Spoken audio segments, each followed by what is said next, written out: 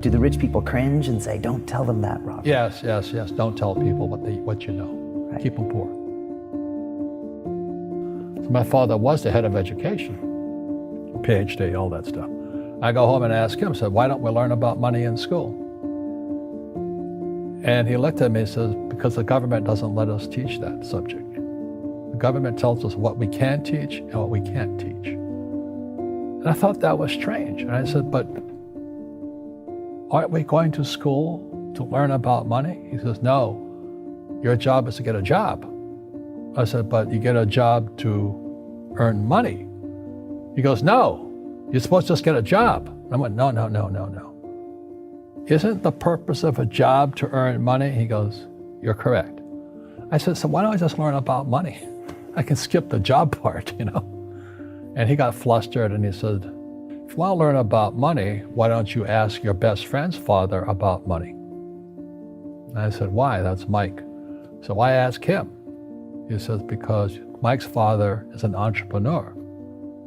And I said, what are you? He says, I'm an employee. I'm a government employee. I went, oh, what's the difference? He says, the difference is an entrepreneur must know about money, or they're no longer entrepreneurs. And he says an employee doesn't have to know anything about money, because the government will take care of them, the company will take care of them. So I'm all confused. But I took my dad's advice and I trundled over to Mike's father's office and knocked on his door and I said, hey, I'm here, 9 years old. Teach me about money. He says, beat it, kid, you know.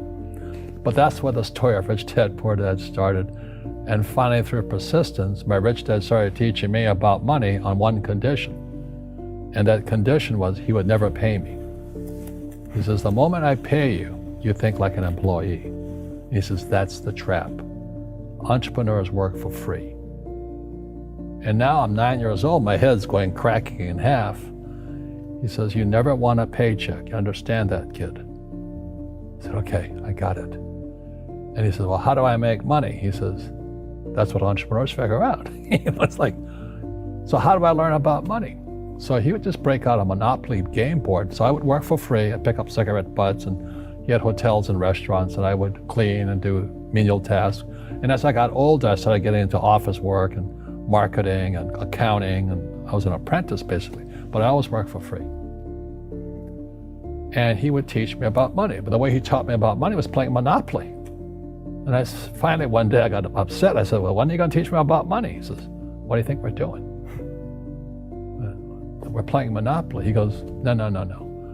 What do you think we're doing? We're playing Monopoly. He says, what do you think we're doing? So I don't know. I'm teaching you about money.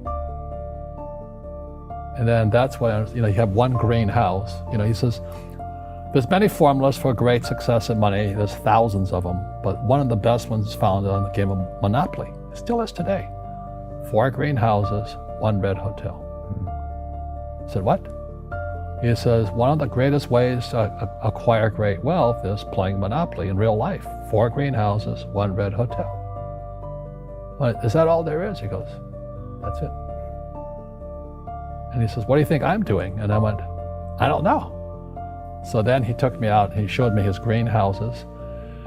And 10 years later, when I was 19, I was now in school in New York, and I come back to Hawaii, and Rich Dad had bought the biggest piece of land smack dab in the middle of Waikiki Beach. And when you go to Waikiki Beach today, you'll see the Hyatt Regency Hotel. That was his hotel. Just like the game of Monopoly. Just like the game of Monopoly.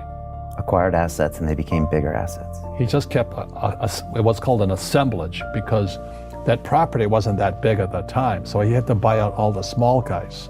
Because Waikiki was a little dirtwater little town. So he'd buy out this shop owner and buy that shop owner. And it took him a while, but he finally assembled this large piece of property. And then he and Hyatt put up this giant hotel. It just sold for $800 million. So that's how I learned about money.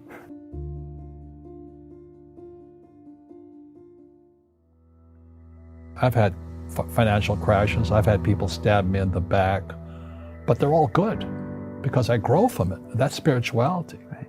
People who are afraid of making mistakes, like they teach in school, they don't ever grow.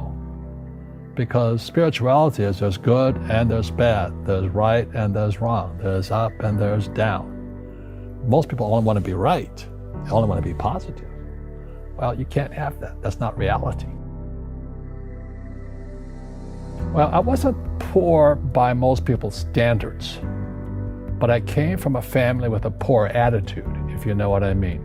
Because rich, poor, middle class, poverty starts with a fundamental attitude.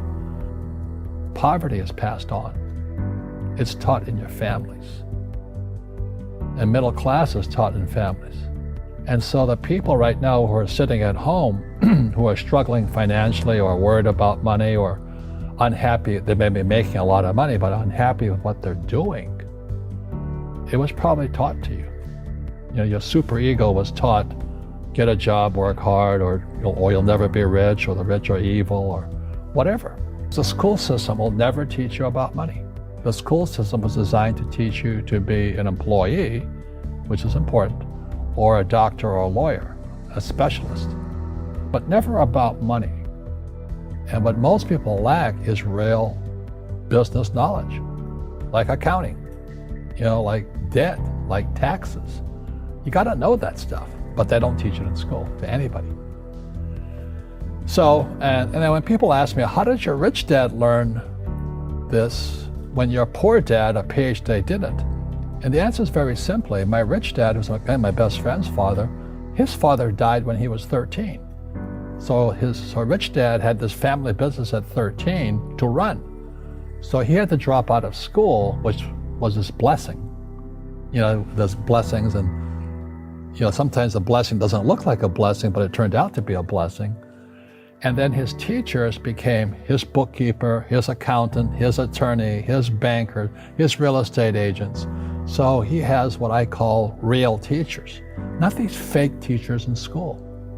You see, most teachers in school, they're out of ethics. They teach subjects they themselves don't practice.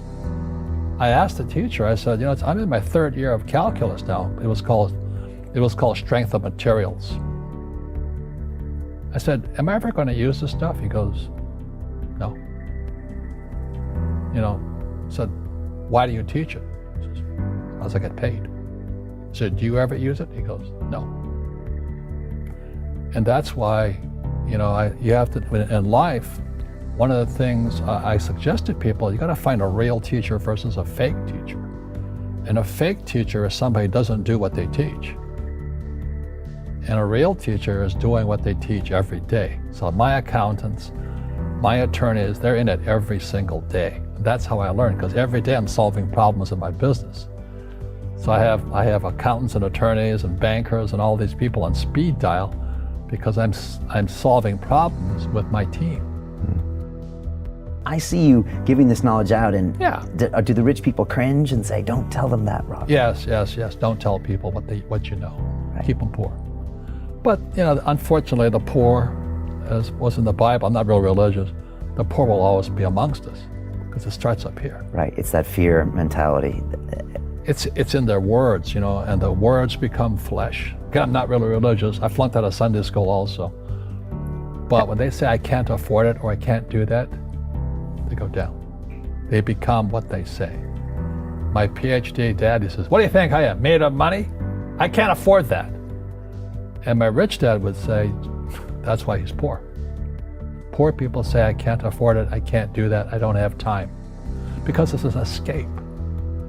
It's an escape, you know what I mean? It's easy to say, I can't afford it. And your rich dad used to say what instead of, I can't afford it?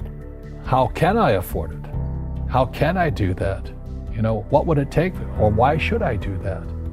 He says that a question opens the mind, a statement closes the mind. See, when you say, I can't afford it, your mind shuts down, and you become what you say. Rugby is a team sport, but so is soccer. The rules are different. And other people are golfers. They play by themselves. And so everybody's different. So my game financially is business, number one. Second is real estate. So what I say to young people is, you find your game.